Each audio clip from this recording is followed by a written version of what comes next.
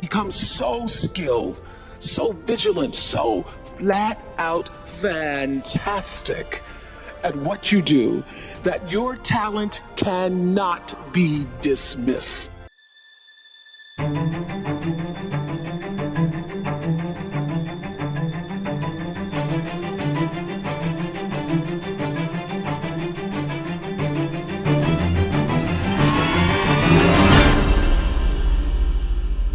Oprah Winfrey's 5 techniques to pretty much getting everything in life and succeeding. And if you are somebody who wants it all in life, first of all, the question is it even possible to have it all in life? Relationships, money, wealth, health, all of the above.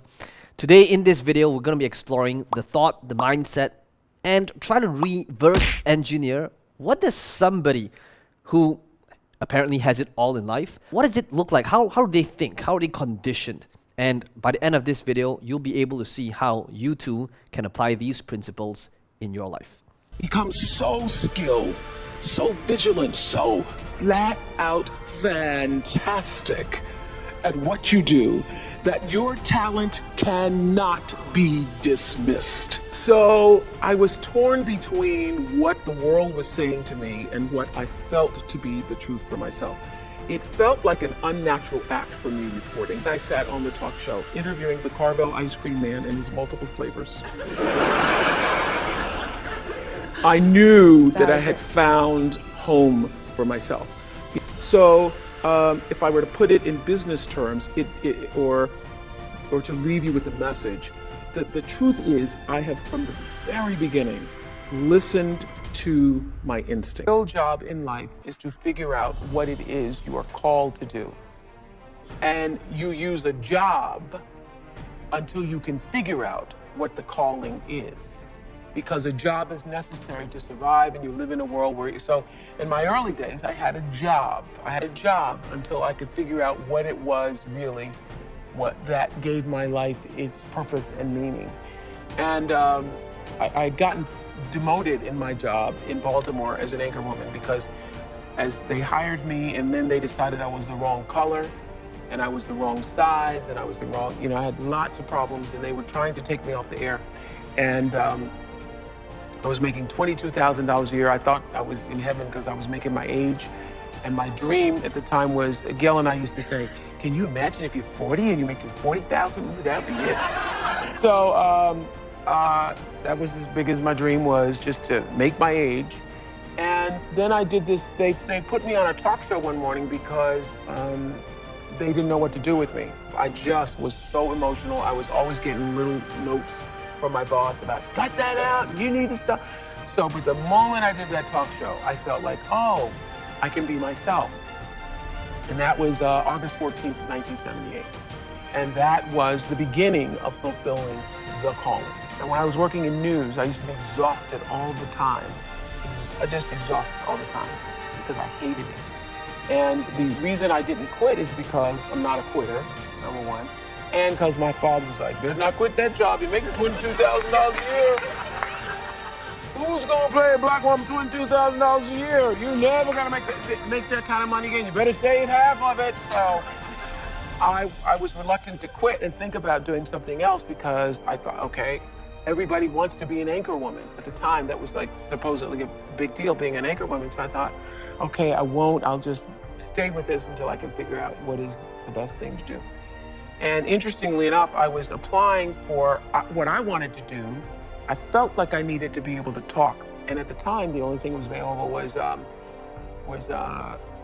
Good Morning America or the Today Show. So I called up this agent and I asked if he would accept my tape because I wanted to be like a substitute for Bryant Gumbel.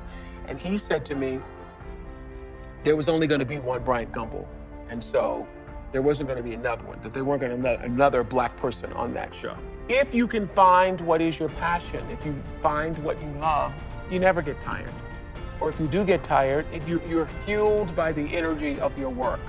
So I know that I'm doing exactly what I'm supposed to be doing at this time. Reading is the strongest signal for success in the future that I've ever seen. It is the strongest. I got my first job in radio when I was 16 years old, because I've been broadcasting since I was 16 years old. But my first job I got because I was a great reader. When you are a great reader, you can articulate and speak and command the English language in ways that other people cannot. And people think you're a lot smarter than you are, lots of times, because you're a great reader. Have you ever met a person who was a great reader when they were young who was not successful? Never. It is the absolute best foundation ever in life. Being, your presence, your connection to yourself, and that which is greater than yourself is far more important than what you do, but also is the thing that fuels what you do. And I know that one of the things that is so important for what happens here at the graduate school is that you have leaders who are self-actualized and understand what your contribution to change the world can be. You can only do that if you know yourself. You can only do that you cannot do it unless you take the time to actually know who you are and why you are here. And that the calling goes beyond the definition of what your job is. That there is an innate, supreme moment of destiny for everybody. And that's why when I was in Baltimore, I could feel this isn't it. This isn't it. And then in Chicago, after 25 years of success on the show, I started to feel this isn't it. There's something more that's calling me to what is the supreme moment. And everybody has that. And you cannot fulfill it unless you have a level of self-awareness, to be connected to what is the inner voice or the instinct. I call it your emotional GPS system. It doesn't matter how far you might rise. At some point, you are bound to stumble, because if you're constantly doing what we do, raising the bar, if you're constantly pushing yourself higher, the law of averages, not to mention the myth of Icarus, predicts that you will at some point fall. And when you do, I want you to know this, remember this, there is no such thing as failure. Failure is just life trying to move us in another direction. Now, when you're down there in the hole, it looks like failure. So this past year, I had to spoon feed those words to myself. And when you're down in the hole, when that moment comes, it's really okay to feel bad for a little while. Give yourself time to mourn what you think you may have lost. But then, here's the key. Learn from every mistake, because every experience, encounter, and particularly your mistakes are there to teach you and force you into being more of who you are. And the key to life is to develop an internal, moral, emotional GPS that can tell you which way to go. Because now and forevermore, when you Google yourself, your search results will read Harvard 2013. And in a very competitive world, that really is a calling card, because I can tell you, as one who employs a lot of people, when I see Harvard, I sit up a little straighter and say, where is he or she? Bring them in. It's an impressive calling card that could lead to even more impressive bullets in the years ahead. Lawyer, senator, CEO, scientists, physicists, winners of Nobel and Pulitzer Prizes, or late night talk show host.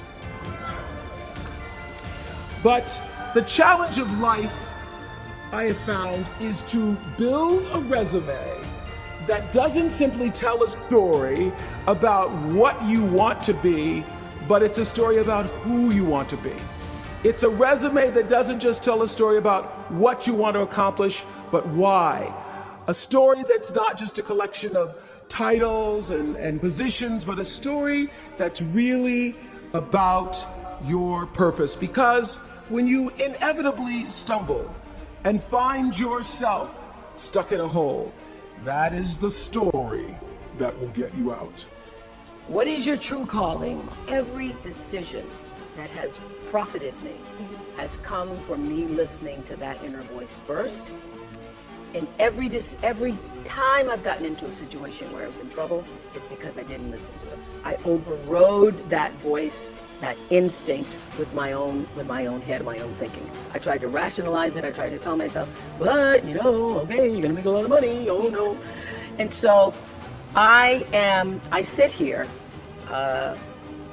profitable, successful by all the definitions of the world. But what really, really, really resonates deeply with me is that I live a fantastic life. My inner life is really intact. I live from the inside out. And so everything that I have because I let it be fueled by who I am and what I realize my contributions to the planet could be. So what my real contribution is, It looks like I was a talk show host.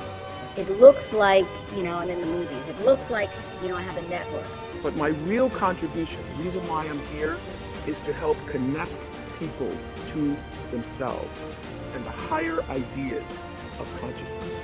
I'm here to help raise consciousness. So my television platform was to help raise consciousness. So there you have it. Let me know in the comments below what are some of your biggest takeaways. And if you enjoyed this video, be sure to smash the like button. It does help the channel out. And be sure to subscribe to this channel for more videos just like this one.